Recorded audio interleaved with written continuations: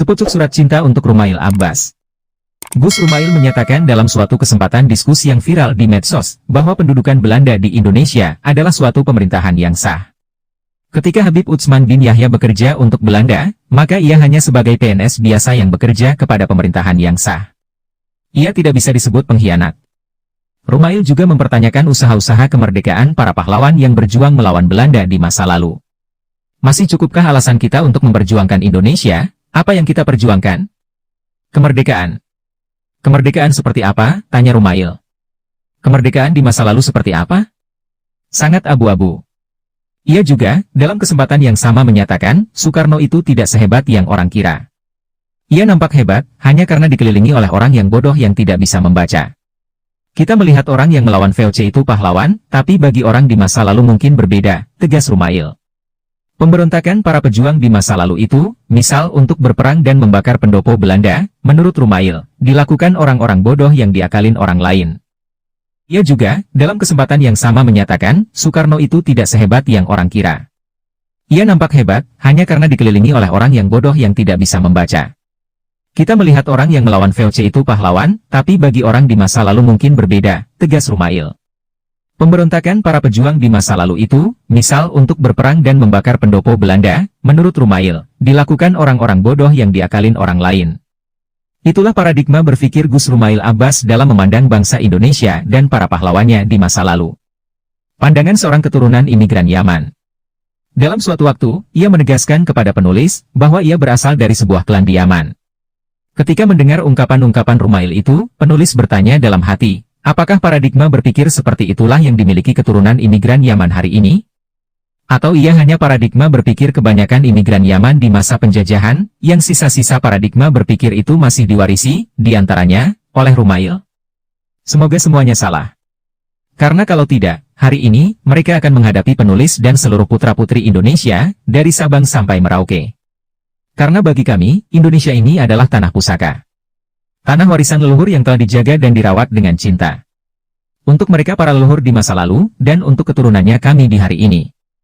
Wahai saudaraku, Rumail, setiap pikiran, keringat dan air mata Soekarno dan kawan-kawan di masanya itu, bagi kami adalah mesin penggerak, dari bahan bakar yang telah ada terpendam dalam dada setiap bangsa Indonesia untuk memperjuangkan kemerdekaan. Soekarno, bagi kami, bukan orang biasa di antara orang-orang yang bodoh. Ia adalah sosok yang ditakdirkan Tuhan untuk merangkai semangat yang telah ada, dan menyulamnya menjadi perjuangan yang nyata. Sehingga kami, bangsa Indonesia lalu merdeka. Kami sukacita, kami bahagia, kami merdeka. Di hari bahagia kami, tanggal 17 Agustus 1945, mungkin ada yang menderita. Yaitu mereka, yang selama mereka tinggal di Indonesia, mengabdi kepada Belanda. Mereka khawatir, bangsa Indonesia akan membalas dendam. Tidak, wahai saudaraku. Kami bukan bangsa pendendam. Kami bangsa Indonesia diajari akhlak mulia, budi pekerti yang luhur.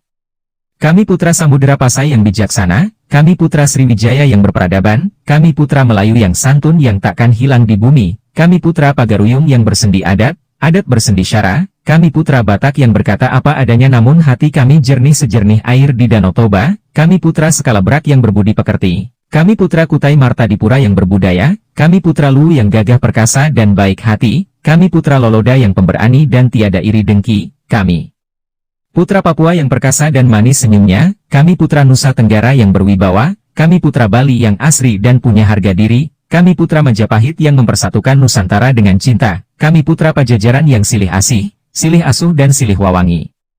Yang kami ingin hanya merdeka. Kami jaga, kami rawat dan kami kelola sendiri tanah, air, hutan dan udara warisan leluhur kami. Indonesia ini harta kami. Apa yang salah dari perjuangan orang yang menjaga harta bendanya? Nabi Muhammad menyatakan, siapa yang mati karena membela hartanya maka ia mati dalam keadaan syahid. Wahai saudaraku, engkau katakan, pemerintahan Belanda ketika merampas tanah kami adalah pemerintahan yang sah. Jika rumahmu dirampas orang lain, lalu ia menguasai rumahmu, apakah ia lalu menjadi pemilik yang sah? Bagi perampas itu, dan antek-anteknya yang mendapat bagian harta dari rumah rampasan itu, mungkin akan mengatakan itu sah. Tapi tidak bagi dirimu pemilik rumah itu. Perampas itu adalah orang zalim yang wajib diusir dan dilawan, bila perlu dibunuh. Milik rumah Indonesia ini adalah kami, wahai saudaraku. Kami nyatakan sekeras-kerasnya pernyataan, bahwa, pemerintahan Belanda dan penjajah lainnya adalah tidak sah. wajib diperangi, wajib diusir. Dan semua orang yang membela dan membantu Belanda ketika itu adalah pengkhianat, apapun alasannya. Dan yang dilakukan oleh leluhur kami di masa lalu, adalah perjuangan yang sah. Mereka membakar pendopo Belanda itu tidak berdosa, dan mendapat pahala yang tiada tara. Yang dilakukan leluhur kami di Surabaya, membunuh Malabi adalah jihad, berpahala surga. Dan itu pula yang akan kami lakukan. Jika hari ini, atau masa yang akan datang, ada orang-orang yang akan mengusik keindonesiaan kami. Kami putra-putri Indonesia, dari Sabang sampai Merauke, tidak akan tinggal diam. Ini janji kami. Untuk semua itu, kami akan korbankan apapun sebagaimana leluhur kami mengorbankan segalanya untuk kami hari ini. Seperti engkau mewarisi paradigma berpikirmu seperti di atas, begitu juga kami, mewarisi jiwa ksatria leluhur kami itu. Setiap bangsa lain, yang hari ini hidup di tengah-tengah kami dengan sopan santun dan akhlakul karimah, akan kami jaga, akan kami lindungi, akan kami berikan kesempatan bereksistensi sesuai prestasinya dalam kehidupan, tetap dengan penuh sopan santun dan jangan mengkerdilkan perjuangan leluhur kami, jangan mengusik kenusantaraan kami, peradaban kami yang luhur.